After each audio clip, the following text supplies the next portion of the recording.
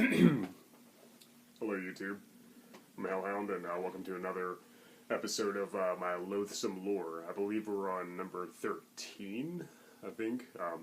Anyway, as you probably already know, my Loathsome lore videos basically just mean I'm just going to show you some of my recent acquirements, things that I purchased relatively recently, and I've been getting a lot of action figures lately, so let's go and take a look at a couple of those. You've probably already seen me show off my my Freddy figure, which he was one of the first ones I got. It's the one from Nightmare on Elm Street Part 2.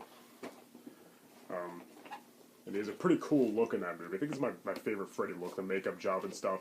What do you think about it? Freddy Krueger hasn't really changed all that much, you know. The makeup design was a little different, kind of varied from movie to movie, and of course he looked a lot different in New Nightmare. But since he was played by the same actor each time, you know, Robert Englund, of course, not counting the remake, he didn't really change all that much. Not like Jason, you know. Jason had so many looks. Michael Myers had so many different actors. They changed a lot. His body type, his height, the mask changed a lot. But you know, his clothes are always like the same color, and he basically looked the same, more or less. I think Jason's gone through the most changes, and probably Leatherface too. They vary from movie to movie. Yeah, very good figure, very well detailed, and I'm not going to be getting like every Freddy from every movie because, as I said, they don't all literally look that different. Comes with some cool accessories. You know, the two dogs from the end, couple other Freddy faces, the fire. The hand with the knives actually coming out of the fingers as opposed to the glove, which I always thought looked kind of cool. So yeah, Neca always does a really good job, down to the last detail. They really put a lot into their figures. They always do a great job. They always do go all out. And you definitely get your money's worth and then some. It's usually roughly around $30, which I think is well worth it. But yeah, I'm very happy to have Freddy in my collection. And as I said, I don't really have any intentions to get any more Freddy figures because, as I said, they don't really look all that different to me. You know, he kind of looked a little more like an old man in the face in the first movie. And they do have a Freddy figure out for the first movie right now. You can find it in stores currently, and they don't look all that different from this one. So I'm not going to get like all the different Freddys because I think they're just kind of too similar. But of course we have we'll talk about Jason last.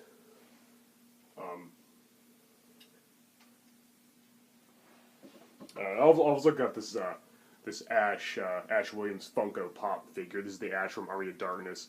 I showed this off in one of my Loathsome lore videos, I believe. I actually won this at a contest. I was seeing an Evil Dead 2 Army of Darkness double feature at the movie theater, and everybody had a raffle ticket with a number. And when they called your number, if they called your number, you win the prize. I hardly ever win anything, so I was really excited to hear when they called my number, and I was really excited to have this. And yes, I took it out of the packaging. I take these out of the packaging. I want to have them on display. I want to actually look at them. I don't want to just see them behind a plastic, behind the box. So, you know, I know a lot of people say they lose their value, but who cares? I'm not planning on selling them. I'm going to own them forever, you know. So whatever. But yeah, I just wanted to have this guy. I wanted to take him out of his packaging and play with him. You know, not really play with him, but you know, put him on display and actually be able to see him. I want to get like the realistic looking Ash figure too. I think Neca might have made one of the Neca, however you pronounce it, might have made one of those as well. I know I've seen them before. You know, they're really detailed. It actually looks like from the movies. But I think those Funko Pop things are cool too. But anyway, you also have Leatherface. Yeah, Leatherface and Ash need to do a chainsaw duel because that would just be the best thing ever. I would love to see that. But anyway, yeah, very good figure. This is from the first movie, of course. My favorite look. Again, I don't have any plans to get the other Leatherface figures that they're releasing. I know there's one for Leatherface, Texas Chainsaw Massacre 3 out, which has a really cool look. That's actually my second favorite Leatherface. R.A. Mihailoff played him, but not my second favorite Texas Chainsaw Massacre movie, but I like the Leatherface in that one almost as much as Gunnar Hansen. Bill Johnson in the second movie is cool too, and if they do make an action figure of his version of Leatherface, I'll probably get that one, but beyond that, I'm probably not getting any more. But yeah, very good, very well detailed. You know, got the blood on the apron, and this comes with their accessories. I think there's actually one with an alternate outfit where he wears the fancy suit, the tuxedo-looking thing from the end of the movie. There's his other mask, his old lady mask, which he's using when he was in the kitchen. I'm not sure what he was doing because he's not cooking because it's Drayton's job. But and all the other weapons he used, you know, the other knife and the hammer, the cleaver. So yeah, some pretty cool accessories. They always do a good job, as I said. Yeah, from the very first movie, Leatherface. So really happy to have him. Uh-huh. So so yeah, there's him. And then next, as I said, we're going to do Jason last. So let's go ahead and look at Chucky. What I do with him? Here he is. Where'd you go, Chucky? Here he is. Yeah, Chucky. There's actually another another figure that Neca or Neca, however you pronounce it. I've never heard it pronounced out loud. Sorry. That they made, and he has like real hair, like doll hair, and I think like real clothes too, miniature clothing. This one's like all plastic, but I think this one looks better in the face. But it comes with a few different variations. It even comes with this little box you can put it in, just like the movie, which is cool. I thought that was really neat. They always go all out. Like I said, they're so much better than other toy manufacturing companies. They're just freaking awesome. Yeah, very happy to have Chucky. Yeah, it comes with some cool accessories. This box, of course, looks like the actual Good Guy Dolls box that in the movie, the one that Andy gets, right down to the sides of it and everything. Play Palace toys, the logo and everything. And yeah, it comes with a few different faces. There's like the normal doll face, when he's not animated, when he's just like the ordinary doll, not talking. And then there's I think that's from Child's Play 3 when he gets his face sliced off during the amusement park scene. Then that looks like the stitched look from Curse of Chucky and Cult of Chucky. It doesn't look like the stitched look from Bride or Seed. I kind of wish they did have one of those too, because his face was a lot more mangled than it was in the last two movies. But that looks pretty cool too. But yeah, I went with that one because he's alive and he looks like he does in the first movie. And yeah, here's all sorts of different weapons he used. The voodoo knife from part 1. Looks like the ruler from part 2. A baseball bat, a hammer, which is from part 1. Oh, there's the knife arm when he attaches a knife to where his hand was from part 2. Some different hands, a scalpel, a gun. Yeah, the scalpel, I guess he used that in part 3 against the obsessed barber played by Andrew Robinson. Yeah, the gun, yeah.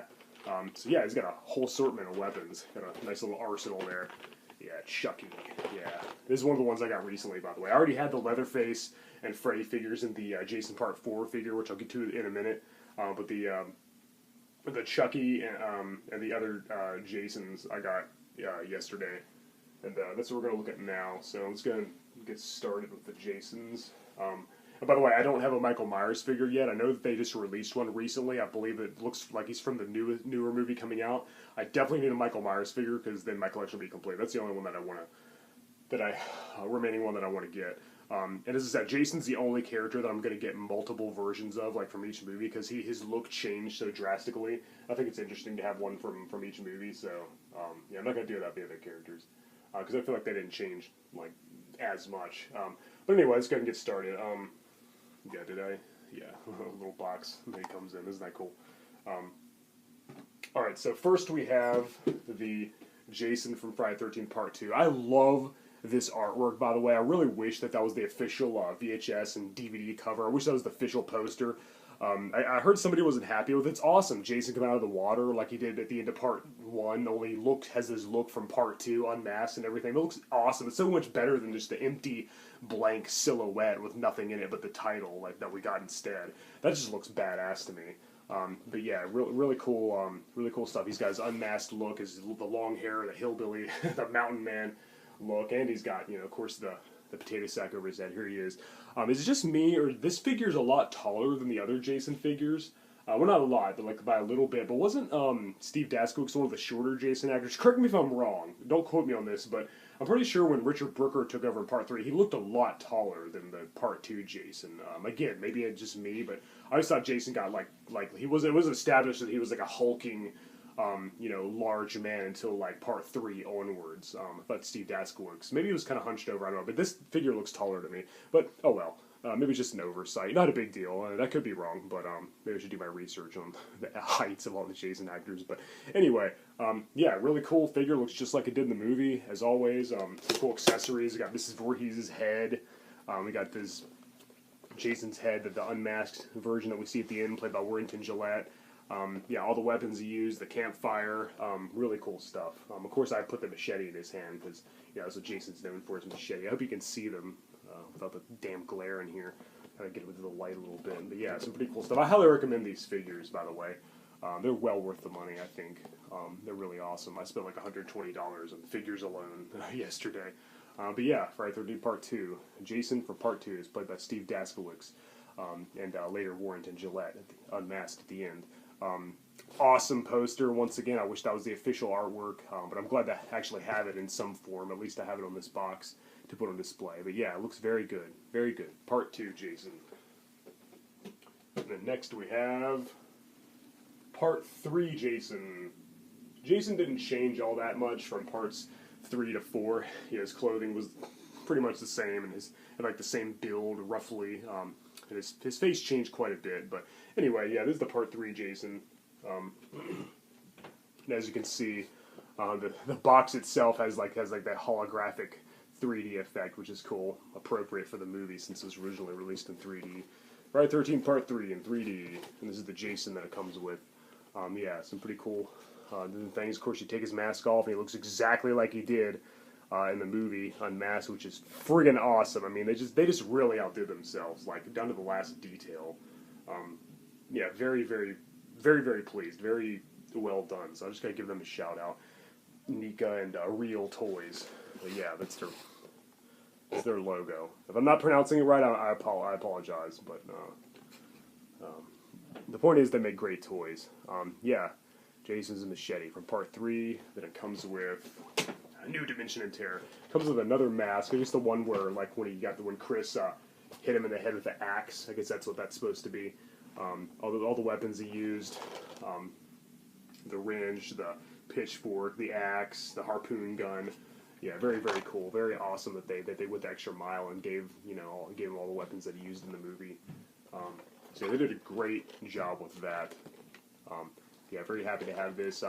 Part 3 Jason might be my favorite look of the human Jason. It's a close one between Part 3 and 4. They both look awesome. I think Part 3 looks the most like a grown-up version of the deformed boy who drowned that we saw in the flashback of Part 1. He looks most like a grown-up version of that when he's unmasked. So, yeah, and he's just awesome. This is like when Richard Brooker really established Jason the way he was a tall, hulking, almost unstoppable figure, you know. He was kind of clumsy in Part 2. It didn't seem quite as menacing. Maybe a little more mysterious, but anyway, then that brings us to Friday the 13th, the final chapter. Jason, he's got the dent in the hockey mask from Part 3, and the blood. And when he takes his mask off, once again, he looks exactly like he did in the movie Unmasked, which is just friggin' awesome. This is the Jason played by Ted White, who, along with Kane Hodder, they're my top 2 favorite Jasons. They're just awesome. Ted White is my favorite human Jason, even though I never thought he was really very ordinary as a human. But anyway, yeah, Ted White's version of Jason, very cool, from the final chapter. Comes with some good accessories as well. As always, comes with Pamela Voorhees' headstone, which we saw in the movie. Of course, the unmasked version with the knife actually in his head, which is really cool. You can actually put the knife in his head, so it comes with an additional head, an additional mask. All the weapons he used, including the corkscrew and the saw, and again, Ms. Voorhees' tombstone. Yeah, all kinds of cool stuff. Yeah, they did a great job on this one, just like they did with the others. Very happy to have this collection. This is the first one I bought. I've had this for a while. I bought that a while back, and it was the first Jason figure I bought. And then last but not least, the last one I'm going to show you is the Jason from Friday the 13th Part 6, Jason Lives. No, I don't have the Part 7 New Blood figure, and it's a shame because it's my favorite look for the zombie Jason. He just looked badass, his face unmasked, and his part of his skeleton showing. It was an awesome looking zombie, great makeup. And I know that there was a figure for that years ago. I used to see it. My old roommate used to have that figure. And there's this guy that owns a shop like 20 miles from here. He's got all kinds of cool stuff. He has one of those figures too, not for sale though, unfortunately. But yeah, that's my favorite look. So I'm really looking forward to when they re-release the Part 7 Jason, because it's probably the last one I'll get. I might get the Part 8 one if they put that out too. And maybe Jason Goes to Hell, but I really want the Part 7 one most of all. But yeah, here we have Jason from Part 6, the first zombie Jason. He's all rotted and decayed, and he's got all these things to hold his weapons that he got from those paintballers, I guess. Yeah, got his machete, his yellow gloves. You take his mask off. Ooh, yeah. Very creepy looking. That's how he looked at the beginning of the film when Tommy and his friend dug him up. But C.J. Graham played the Part 6 Jason, did a great job. He's my second favorite zombie Jason next to Hodder, and one of the only actors who played zombie Jason along with Hodder, and Kim Kersinger. But yeah, did a very good job. Yeah, it comes with great accessories. Comes with Jason's himself, his own tombstone. We had Pamela's tombstone from the part 4, and now we have Jason's tombstone as well. And yeah, it comes with, in addition to his tombstone, comes with some other hands. Some of them, it comes with hands that don't hold a weapon and hands that do. Then it comes with the part of the cemetery, the spire, the part of the cemetery gate that came off that Tommy used to stab him with, I guess. And Jason used it as a weapon for a while. This one doesn't have as many accessories as some of the other ones do. It looks like I'm just seeing the piece of the cemetery gate, and he uses as a weapon the hand and the tombstone, but still pretty cool. He's got all that stuff on his utility belt, you know. So that's really awesome. So yeah, very happy to have these in my collection. Yeah, love Jason. I really need to get the Part 7 Jason when it comes out. I don't know if it's available in stores yet. I looked up their website, Neca and Real Toys. I didn't see anything about a Jason figure for Part 7, but I'm sure it'll happen eventually, because there was one a long time ago that got discontinued. But very happy nonetheless to have all these in my collection, and I think the Part 4 one is probably my favorite figure. That was the first one I got. Even though his mask is kind of coming apart right here. The strap anyway. But yeah, very happy to have these in my collection. I showed all the faces, didn't I? Yeah. He's unmasked. I think that's really cool. They went the extra mile and did that. So yeah, we got Freddy, Leatherface, all the Jasons, Chucky. Some really cool stuff.